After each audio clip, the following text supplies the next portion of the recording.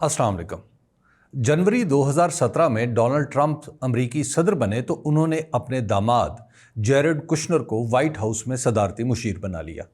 Jared Kushner एक रवायती यहूदी ख़ानदान से ताल्लुक़ रखते हैं और सदर ट्रंप की बेटी इवांका ट्रंप के शौहर हैं।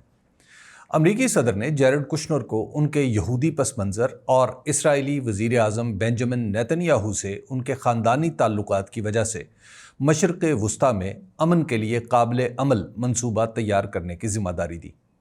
उन्होंने वाशिंगटन में उन लोगों से मुलाकातें शुरू कर दी जो पहले से अरब इसराइल मसले को सुलझाने की कोशिश करते रहे थे।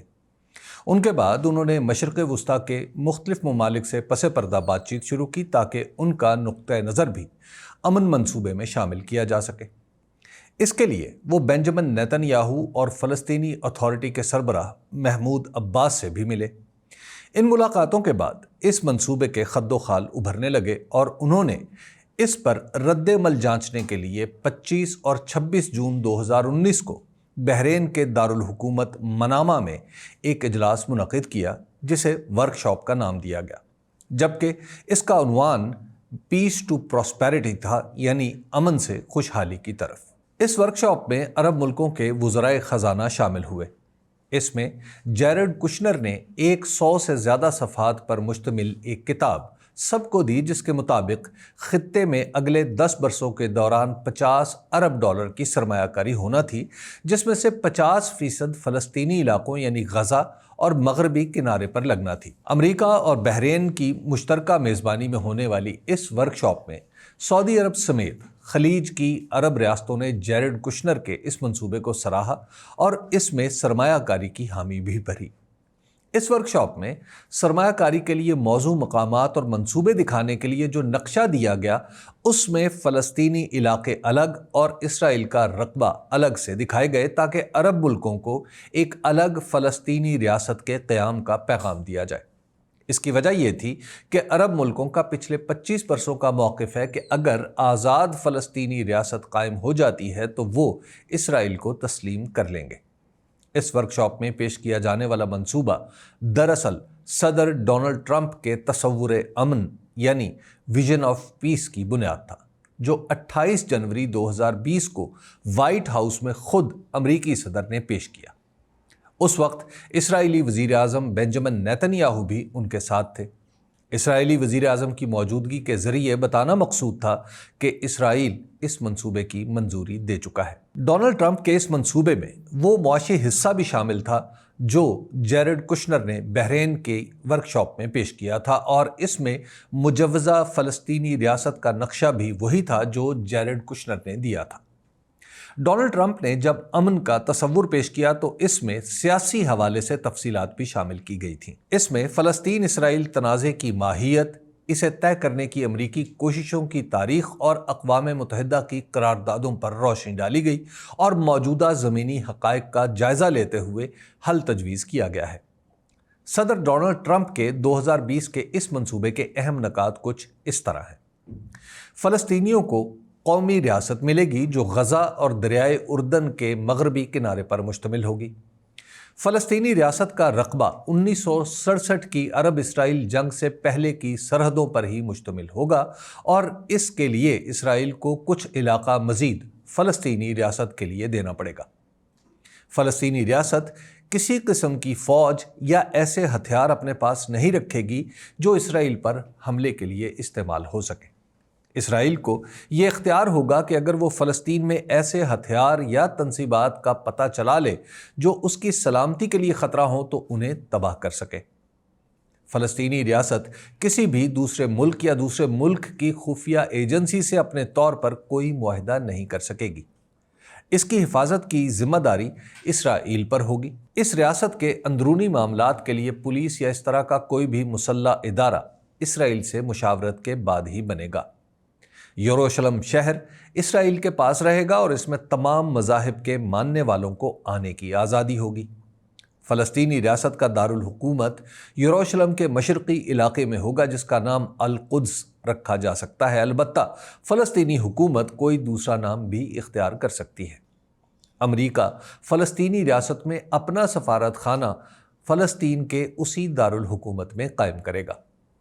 مغربی کنارے اور غزہ کے درمیان اسرائیلی علاقے سے گزرنے کے لیے تقریباً 30 کلومیٹر طویل زیر زمین سرنگ بنائی جائے گی، جس کے بعد اسرائیل کو دونوں فلسطینی علاقوں کے درمیان سطح زمین پر ناکے اور چوکیاں نہیں بنانا پڑیں گی۔ فلسطینی ریاست دہشت گردی کے خلاف کام کرے گی اور وہ دہشت گرد جنہوں نے اسرائیل پر حملہ کیا تھا اور مارے گئے تھے ان سے اظہار لا تعلقی کرے گی۔ فلسطینی ریاست کے قیام کے لیے اسرائیل اور فلسطینیوں کے درمیان مذاکرات ہوں گے، لیکن فلسطینیوں کی طرف سے کوئی بھی ایسا شخص مذاکرات میں شامل نہیں ہوگا جس پر اسرائیل اعتراض کرے کہ وہ دہشت گردی کی حمایت کرتا ہے۔ مذاکرات میں شامل تمام فلسطینیوں کو عدم تشدد کے نظریے کا پابند ہونا چاہیے۔ فلسطینی ریاست بن جانے کے بعد امریکہ عالمی برادری کے ساتھ مل کر فلسطین میں تعمیر و ترقی کا کام کرے گا۔ جیرڈ کشنر کا بنایا ہوا یہ منصوبہ باقاعدہ امریکی پالیسی کا حصہ بن گیا اور اس کے بعد مختلف عرب ملکوں کو اس منصوبے کے تحت اسرائیل کو تسلیم کرنے کے لیے تیار کیا جانے لگا۔ اس کے لیے جون 2020 میں ایک الگ اور مختصر معاہدہ بنایا گیا جس میں حضرت ابراہیم علیہ السلام کی تعلیمات سے نکلنے والے تینوں مذاہب یعنی یہودیت، مسیحیت اور اسلام کے درمیان امن و ترقی کا ذکر ہوا ہے۔ یہ بنیادی معاہدہ اسرائیل کو ریاست تسلیم کرنے کا رسمی اظہار ہے۔ اسی معاہدے کو ابراہم اکارڈ یا معاہدہ ابراہیمی کہا جاتا ہے۔ یہ معاہدہ ایک اقرار نامے کی طرح کا ہے جس کا اردو ترجمہ کچھ یوں ہے: ہم مشرق وسطیٰ اور دنیا بھر میں امن کے قیام اور اس کے فروغ کی اہمیت کو تسلیم کرتے ہیں، جو باہمی افہام و تفہیم، بقائے باہمی اور انسانی عظمت و آزادی بشمول مذہبی آزادی کے احترام پر مبنی ہو۔ ہم بین المذاہب اور بین الثقافتی مکالمے کی فروغ کی کوششوں کی حوصلہ افزائی کرتے ہیں تاکہ ابراہیمی مذاہب کے پیروکاروں اور پوری انسانیت کے درمیان امن کی ثقافت کو فروغ دیا جا سکے۔ ہم یقین رکھتے ہیں کہ مسائل کا بہترین حل تعاون اور مکالمے کے ذریعے نکالا جا سکتا ہے اور ریاستوں کے درمیان دوستانہ تعلقات کا فروغ مشرق وسطیٰ اور دنیا بھر میں پائیدار امن کے مفاد میں ہے۔ ہم ہر انسان کے لیے برداشت اور احترام کے خواہاں ہیں تاکہ دنیا کو ایسا مقام بنایا جا سکے جہاں ہر فرد، چاہے اس کا تعلق کسی بھی نسل، مذہب یا قومیت سے ہو، باعزت اور پر امید زندگی گزار سکے۔ ہم سائنس، فن، طب اور تجارت کی حمایت کرتے ہیں تاکہ انسانی زندگی بہتر بنائی جا سکے، انسانی صلاحیتوں کو زیادہ سے زیادہ فروغ دیا جا سکے اور اقوام کو ایک دوسرے کے قریب لایا جا سکے۔ ہم انتہا پسندی اور تنازعات کے خاتمے کے خواہاں ہیں تاکہ تمام بچوں کو ایک بہتر مستقبل فراہم کیا جا سکے۔ ہم مشرق وسطیٰ اور دنیا بھر میں امن، سلامتی اور خوشحالی کے ویژن کی پیروی کرتے ہیں۔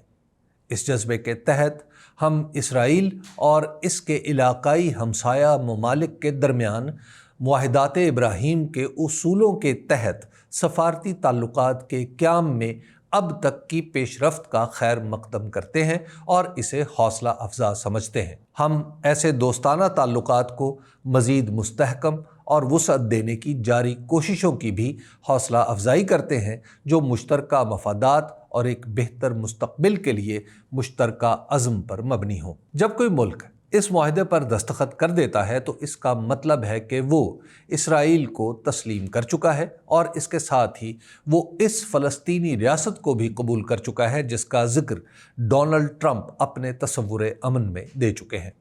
اس معاہدے پر دستخط کے لیے سب سے پہلے جس ملک سے صدر ٹرمپ نے رابطہ کیا وہ متحدہ عرب امارات تھا۔